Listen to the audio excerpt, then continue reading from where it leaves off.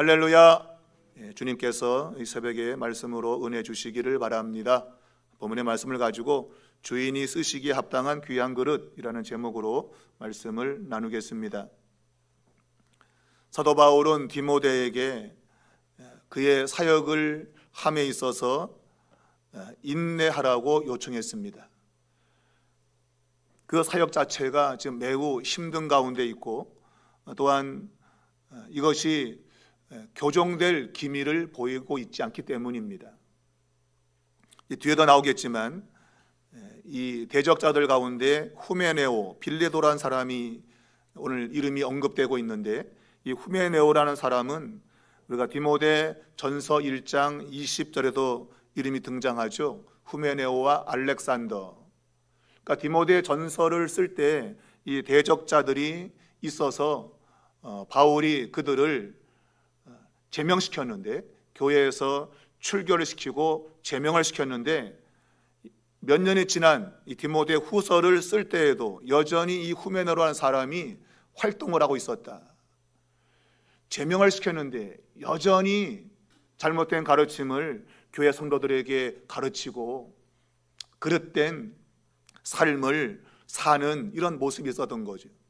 뭔가 교정을 시키려고 했지만 교정받지 않는 이런 모습이 지금 계속 보이고 있는 것이죠. 그러므로 디모데가 얼마나 많이 힘들겠습니까? 제명을 시켰는데도 이게 교회를 나가지도 않고 그저 이곳 다니면서 그냥 쑤셔대고, 그러니 그 사역이 얼마나 힘들었겠냐 말이에요. 아마 중도에 그만두고 싶은 마음이 아마 있을지도 모르겠습니다. 바울은 디모데에게 그러한 일에 대해서 그래도 인내로서 잘 감당하라고 요청을 했습니다.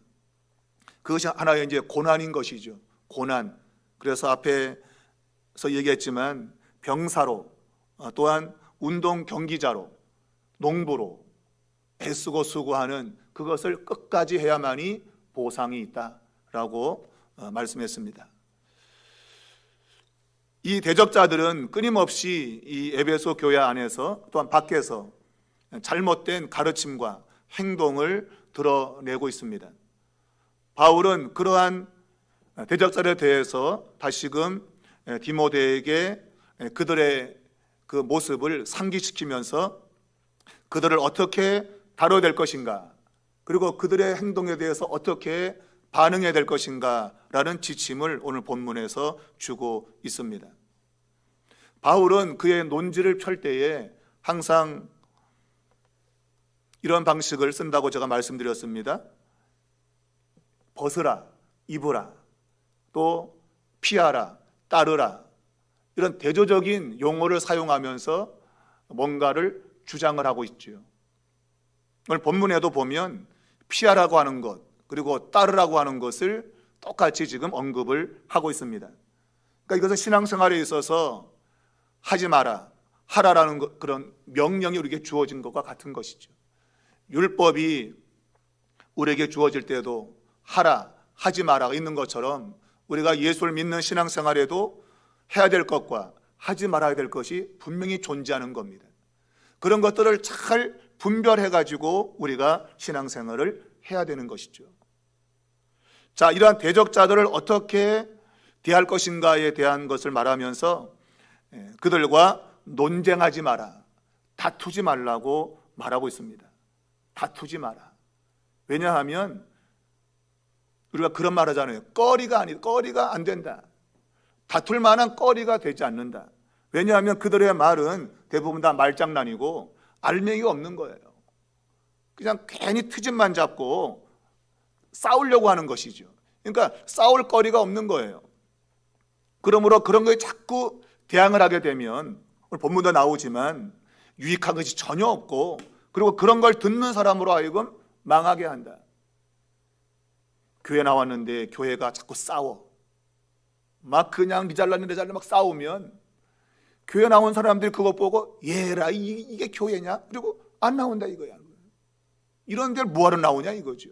그러니까 이 다투는 것을 듣거나 보는 사람들로 하여금 망하게 한다.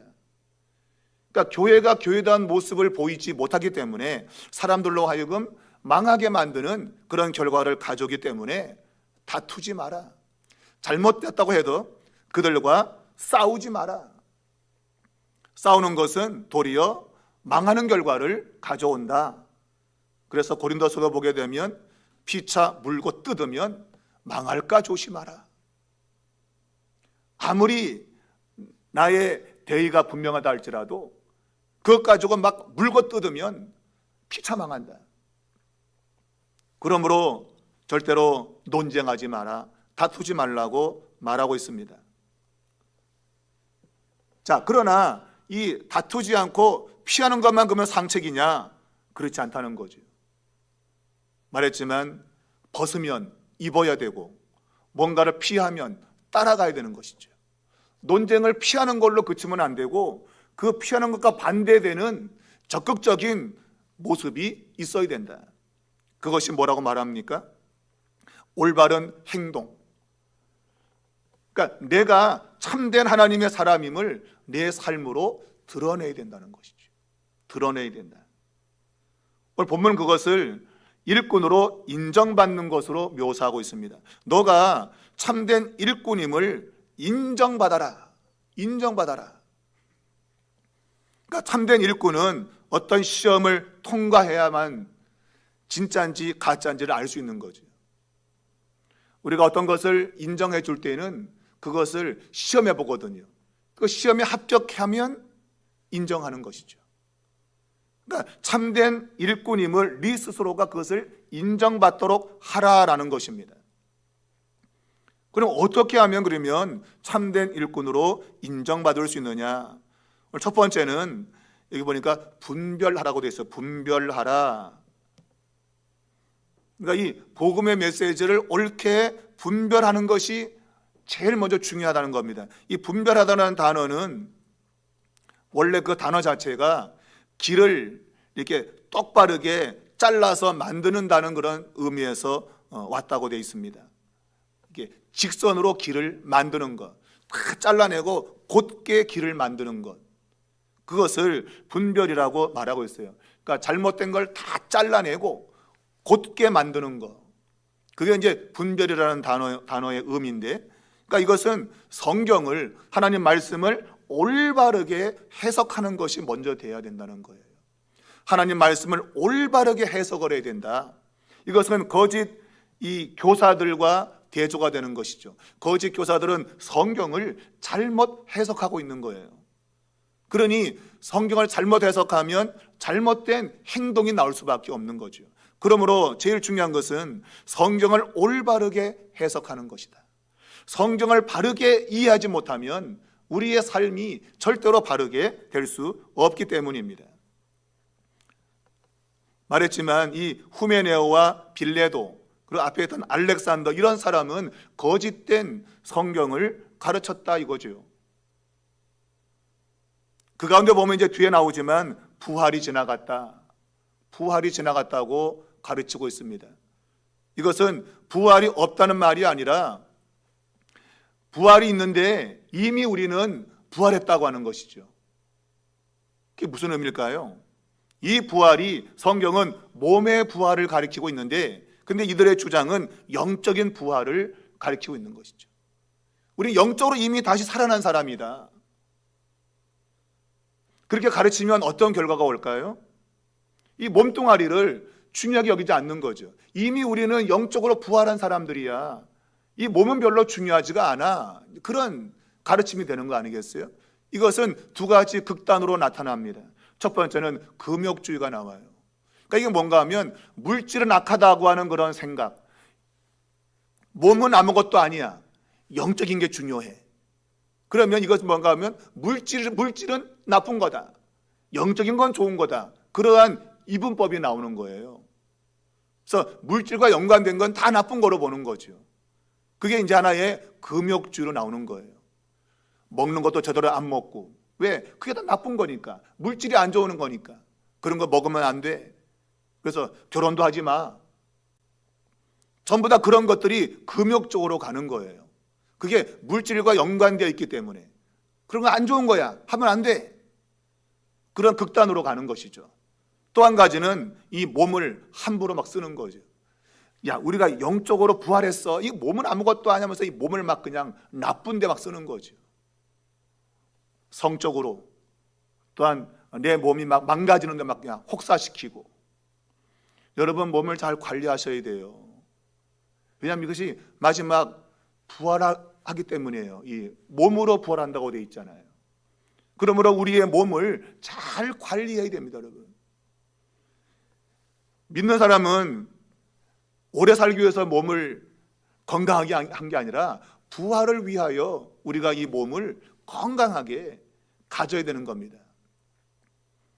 왜냐하면 그것이 성경이 아주 중요한 가르침이에요. 그래서 우리가 이 몸이라고 하는 것을 잘 다루어야 됩니다. 몸을 함부로 다루는 사람은 이 몸의 부활을 믿지 않은 사람이에요.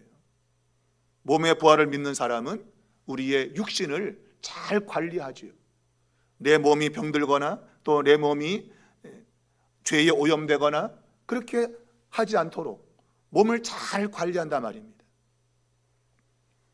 그러니까 이게 성경을 잘못 해석하니까 이러한 극단적인 금욕주의와 또 몸을 함부로 쓰고 그래서 막 성적으로 타락하고 괜찮다 이거예요. 몸은 타락해도 괜찮다. 왜? 이미 영적인 부활이 우리에게 왔기 때문이다. 그런 잘못된 가르침이 잘못된 삶을 만들어낸다 이거죠. 그러면 무엇보다도 성경에 대한 올바른 해석이 중요하다. 이제 3장을 들어가면 이 성경에 대해서 이제 직접적으로 이야기하죠. 성경, 하나님의 말씀에 대해서. 여러분, 교회는 성경을 올바로 해석하는 곳이 되어야 됩니다. 성경을 잘못 해석하면 옆에 있는 저런 데가 나오는 거예요. 신천지. 이상한 게 나오는 거예요. 그리고 또 한 가지는 올바로 해석하면 올바른 행동이 나와야 되죠. 이건 당연한 겁니다. 내가 올바로 배웠으면 거기에 걸맞는 행동이 따라와야 되는 것이죠. 옳은 걸 이야기했는데 잘못된 행동이 나오면 안 된다 이거죠, 여러분. 그러니까 우리의 믿음과 행위는 일치해야 된다. 내가 믿는 것을 행동으로 드러내지 않으면 안 된다 이거예요. 자, 이러한 올바른 해석과 그리고 올바른 행동, 이것이 이루어지게 될 때 참된 일꾼으로 인정을 받는다 하는 겁니다. 그것을 한 가지 비유로 설명하고 있는데 바로 그것이 그릇에 대한 비유입니다. 그릇. 어떤 집에 그릇이 많은데 이제 큰 집으로 묘사되는데 큰 집이라고 하는 개념은 거기에 그릇이 많다는 그런 의미를 함축하고 있는 거예요. 물론 작은 집에도 그릇이 많죠. 저희 어머니는 집이 작아도 그릇이 많더라고요. 그릇을 왜 이렇게 많이 사는지 몰라. 하여튼 그릇을 많이 사줬어. 근데 여기서 이 큰 집이라는 개념은 많은 그릇이 있다고 하는 그런 의미를 담고 있는 겁니다. 그러니까 그렇게 그릇이 많지만 그러나 그 많은 그릇을 주인이 그냥 다 쓰는 게 아니다.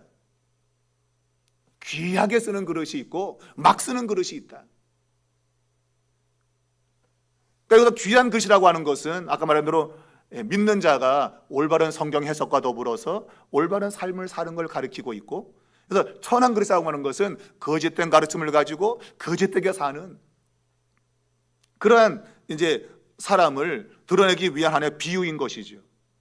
그러니까 주인이 귀하게 쓰는 그릇이 되려고 한다면 이렇게 돼야 된다 그 얘기예요. 이러이러한 그릇이 주인이 귀하게 쓰는 그릇이다 그 얘기예요. 자, 주인이 쓰시기에 합당한 귀한 그릇이 되도록 노력해야 되는데 그건 어떤 모습이냐? 오늘 본문에 보면 젊은이의 정욕을 피하고 의와 믿음과 사랑과 화평을 쫓는 거다. 그걸 따라가는 거다. 그것이 귀한 그릇이 되는 것이다 라고 말하고 있습니다. 여러분, 외형적으로 지금 대적자들은 힘을 얻고 있습니다. 옳은 길을 따라가고 있는 디모데와 그와 연관된 사람들은 소수고, 그리고 대적자들은 힘을 가지고 있습니다. 겉으로 볼 때는 그들이 성공한 것처럼 보입니다. 그리고 디모데는 실패한 것처럼 보입니다. 그런데 성경은 그들이 외형적으로 성공해 보이지만 그건 성공이 아니다. 올바른 말씀과 올바른 삶으로 따라가고 있는 디모데, 그리고 그에게 속한 자, 그들은 확고한 터를 가지고 있어서 흔들리지 않을 거다 그 얘기예요. 달리 말하면 지금 외형적으로 성공적으로 보이지만 그들은 확실한 터가 있는 것이 아니다. 그 터는 흔들리면 와르르 무너진다. 그러니까 흔들리지 않는 견고함, 그것은 올바른 말씀과 삶을 통해서 주어졌다라고 말하고 있는 것이죠. 그러니까 이렇게 확고한 터를 가지지 못한 그런 사람들을 어떻게 분별할 수 있는가? 그것은 딱 한 가지만 보면 된다 이거예요. 그것은 거룩한 삶을 추구하느냐는 겁니다. 사람들이 여러 가지를 추구하고 있는데 하나님이 택한 사람, 하나님께 속한 사람은 거룩함을 추구한다. 그것만 보면 딱 알 수 있다 이거예요. 여러분은 지금 무엇을 추구하고 있습니까? 좋은 집? 세상의 성공? 그 모든 것들은 다 흔들리는 거라 이거, 흔들리는 거. 그런데 거룩한 삶을 추구하는 사람은 흔들리지 않는다. 확실한 터를 가지고 있는 거다. 그 얘기죠. 여러분, 거룩함이라고 하는 것은 아까 말씀드렸지만 다투지 않는 것으로부터 시작합니다. 내가 세상 사람이든지 누구든지 다투는 사람은 거룩함을 쫓는 게 아닙니다. 뒤에도 나오지만 주의 종들은 아무리 대적자라 할지라도 문제를 다룰 때 온유하고 인내해야 된다. 온유한 마음으로 해야지 승질 부리면 막 소리치고 막 그러면 안 된다 이거 여러분. 온유한 마음을 가지고 그리고 인내하면서 그것이 바로 거룩을 쫓는 삶이기 때문에 그렇다고 하는 거예요. 그러면 드러나는 것이죠. 반대에 있는 대적자들은 어떤 모습입니까? 이런 게 없다 이거예요. 온유한 것이 없고 승질 부리기 잘하고 싸우기 좋아하고 못 참는 거죠. 그냥 조금만 찌르면 그냥 금세 그냥 막 가만두지 않는 거죠. 그냥 그런 삶의 모습을 이야기하고 있는 겁니다. 자, 그런 사람들이 하는 거 아까 말했잖아요. 그죠? 논쟁, 싸우는 거예요. 그것을 오늘 본문은 헛된 말을 버리라라고 되어 있어요. 헛된 말. 이것은 그 말 자체가 헛되다는 것보다도 싸우는 말을 말하는 거예요. 다투는 걸 말하는 거예요.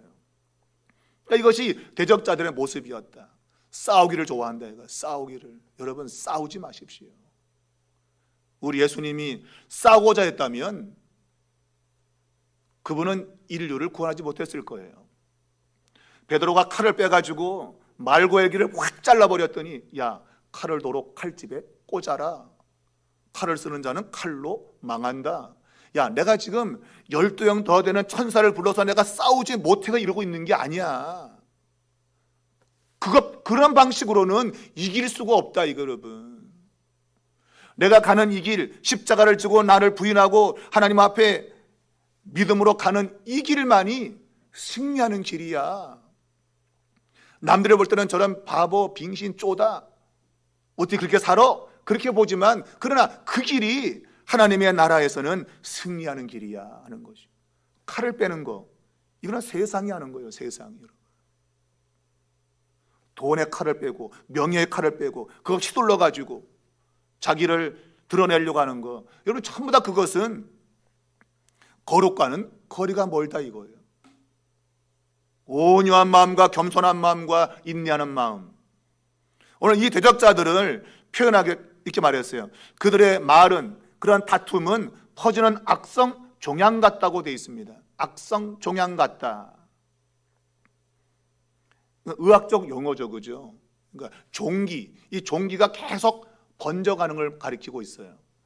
여기서 지금 퍼져간다고 되어 있는데 이 퍼진다는 단어는 원래 이 갉아먹는다는 그런 단어에서 그리고 이 목장이라고 하는 그런 단어에서 온 거예요. 퍼져간다. 그러니까 목장이 있잖아요. 양을 치는 목장이 있잖아요. 그죠? 그 목장에서 양이 쭉 퍼져가지고 이렇게 풀을 뜯고 있는 거기서 온 거예요. 그러니까 이게 원래 의미는 좋은 거예요. 퍼져간다고 하는 건 양이 계속 새끼를 낳아서 퍼져가서 목장에 가득한 것, 이건 좋은 거죠. 그러니까 그런 좋은 의미는 괜찮은데 이것이 나쁜 의미로 쓰이게 되면 악성 종양이 번져가듯이 나쁜 것이 번져간다 이거예요. 여러분, 교회가 복음을 통해서 많은 사람들 영혼을 구원하여 양의 숫자가 점점 많아지는 건 좋은 거예요. 근데 그런 방식으로 아니라 싸워가지고 그냥 싸워갖고 그냥 나쁜 게 자꾸 퍼져나가는 거, 이건 안 된다 이거. 여러분, 나쁜 거는 잘 번져가는 특징이 있다. 특징이, 내가 오늘 잘못된 원망이나 불평한 말은 또 다른 누군가에게 번져 계속 번져가는 거예요. 여러분, 우리 교회는 양이 번져가는 그런 교회가 돼야지 나쁜 것이 번져가는 그런 교회가 되면 안 되겠습니다. 복음을 통해서 생명을 낳고 좋은 방향으로 번져가야죠. 나쁜 소문이 자꾸 들리고 이러면 안 된다 이거죠. 여러분, 그들은 뭔가 자신의 세력이 커지는 거 보고 야, 우리는 발전하고 있어. 근데 우리 성경은 뭐라고 말합니까? 불경건이 더 증대되고 있다는 겁니다. 거룩하지 못하는 삶이 커지고 있는데 그들이 느끼기에는 야, 우리가 힘을 더 가지게 되었다고 말하고 있는 거죠. 어리석은 거라 이거. 여러분, 어리석은 거다. 오늘 우리는 불경건이 발전되는 방향으로 가면 안 된다 이거예요. 거룩한 방향으로 교회가 나아가야 된다는 것이죠. 참 복음은 거룩한 곳으로 나갈 수밖에 없다는 겁니다. 그것이 바로 이제 선택받은 자라고 하는 것을 본문에서 지금 바울이 이야기하고자 하는 겁니다. 자, 주의 종은 이렇게 잘못된 사람들까지도 온유하며 인내로서 대해야 된다. 왜? 그래서 그들이 회개하고 다시 돌아오도록. 여러분, 악인도 구원받기를 원하는 것이 하나님의 마음 아니겠습니까? 대적자를 온유와 인내로 대하면 그도 회개하고 돌아올 수 있다.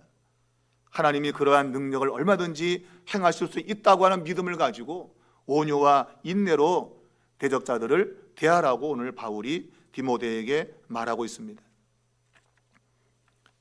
여러분, 믿음의 길을 걸으면서 가지고 외형적으로 지금 그렇게 좋지 못한 상황이지만 그러나 말한 대로 확고한 터를 가졌다.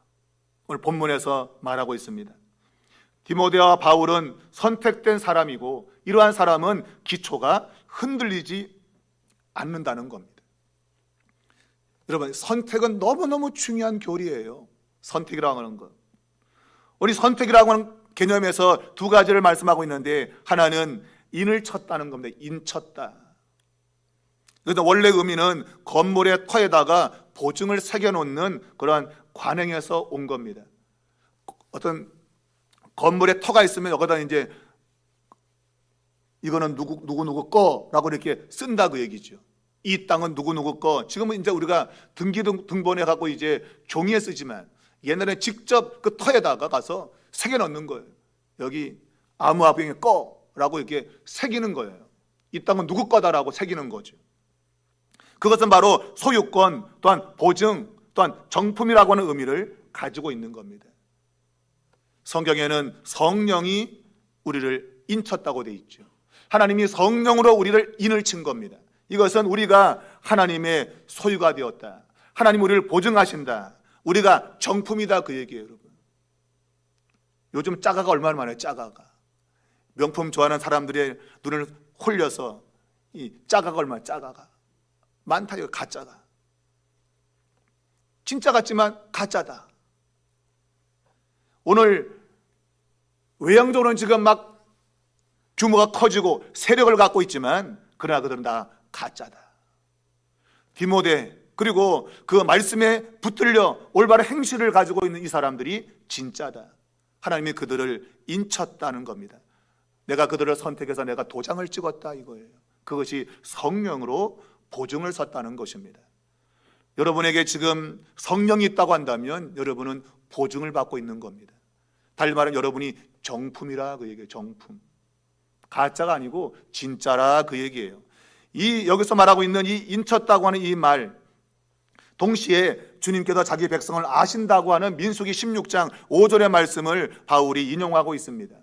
민수기 16장 5절의 내용은 뭔가 하면 모세를 대적했던 고라와 다단과 온, 아비람, 이 사람이 250명의 지도자와 함께 모세를 대적했거든요. 누가 진짜냐? 향로를 가지고 향로를 가지고 내게 와라. 누가 진짜인지 내가 보여주겠다. 그러니까 택한 자가 진짜인 것이죠. 거기 보면 내게 가까이 나오게 하는데 택하신 자를 자기에게 가까이 나오게 하시리니, 택하신 자가 있는 거예요. 거기에 선택받은 자가. 그게 누구예요? 모세인 것이죠. 모세를 선택한 거 하나님께서. 누구도 그것을 관여할 수 없다 이거예요. 하나님이 선택했는데 누가 관여하냐 이거예요. 근데 고라와 다단과 이 아비람과 온이라고 하는 이 작자들은 왜 너만 그러냐 이거죠. 그걸 알 수 없는 거예요. 하나님이 선택했는데 내가 어떻게 하라고, 그거를. 내가 하고자 한 게 아니고 하나님이 나를 선택을 했어. 그 얘기죠. 근데 아니라 이거죠. 결국은 여러분 250명이 땅이 갈라져 가지고 다 땅속에 그냥 생매장 됐잖아요. 누가 선택한 자냐? 모세를 선택했대요, 하나님께서. 그러니까 선택받은 자는 안전한 겁니다, 여러분. 이 선택의 개념은 그렇게 안전한 거예요. 근데 이 선택은 그냥 선택이 아니라 거룩하게 되는 것으로 이어져야 된다고 그죠. 하나님이 거룩하게. 근데 말했지만 고라와 다단과 아비람과 온은 싸우자 이거죠. 싸우자. 다투자 이거죠. 누가 진짜인지 싸워보자 이거죠, 여러분. 그건 거룩과 거리가 멀다. 성경은 모세를 가리켜서 이 땅에서 가장 온유한 사람이다. 모세만큼 온유한 사람이 없다. 그런데 하나님의 아들 예수 그리스도는 모세보다 우월하신 분이다. 그분은 온유하고 겸손하시다. 여러분이 지금 예수를 믿고 있으면 여러분은 주님께 선택받은 자입니다. 곧 그 말은 여러분의 삶이 온유와 겸손으로 나타난 거룩이 있어야 된다고 하는 거예요. 그게 없으면 안 되는 겁니다, 여러분. 안 되는 겁니다. 그래서 오늘 본문에는 이러한 인침을 받은 자는 어떤 사람이냐? 바로 주의 이름을 부르는 자들인데, 이런 사람들은 불의에서 떠나야 된다. 떠나야 된다. 불의한 삶에서 떠나야 된다고 하는 것이죠. 사랑하는 여러분, 여러분이 말한 대로 자꾸 다투기 좋아한다, 싸우기 좋아한다면 여러분 불의한 삶을 살고 있는 겁니다. 성경은 절대로 다투지 마라, 싸우지 마라, 온유하고 인내하라. 이것이 거룩인 거예요. 거룩. 그것이 예수님의 모습이었고 그분은 끝까지 그렇게 십자가를 짐으로 그분은 만왕의 왕이 되신 겁니다. 이게 성경의 가르침입니다. 성경은 싸움으로 말하지 않습니다. 십자가를 지는 방식으로 이기는 겁니다. 자, 큰 집에는 금과 은, 나무와 질그릇이 있다.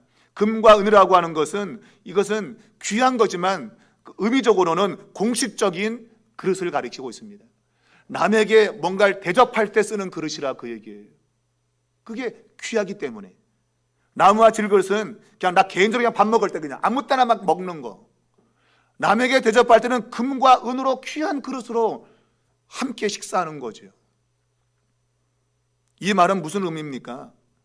하나님의 사람들은 이 세상 속에서 금처럼 은처럼 공개적인 그러한 거룩한 삶이 되어야 된다 이거예요.